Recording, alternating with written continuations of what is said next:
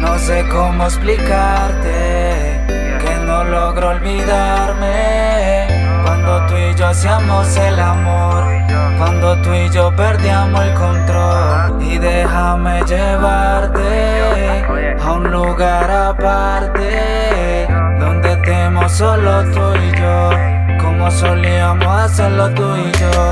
Y déjame llevarte a un lugar aparte donde estemos solo tú y yo, como solíamos hacerlo tú y yo.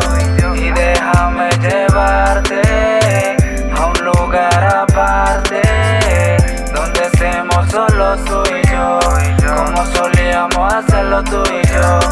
La locura de tus besos yo no los olvidaré. Besarte era mágico, sentir tu piel sobre la mía era fantástico.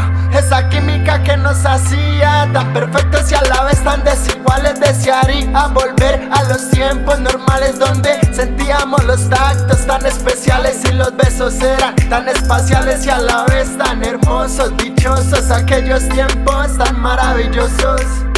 Dichosos aquellos tiempos tan maravillosos. Yo no los olvidaré, yo no los olvidaré. Yo sé que no los olvidaré.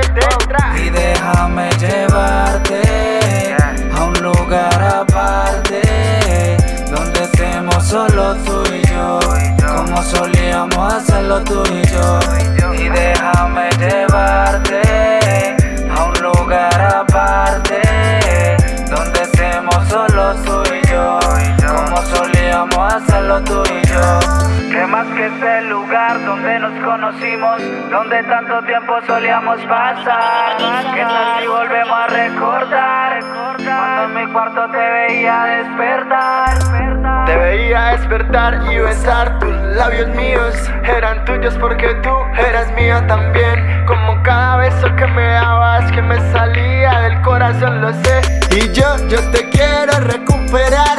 Yo quiero que tú sientas el amor que yo siento por ti, Mayal.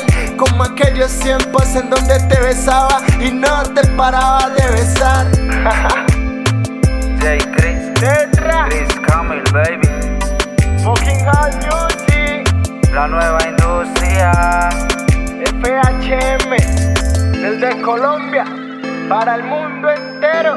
La nueva generación, Celta 2018, dice.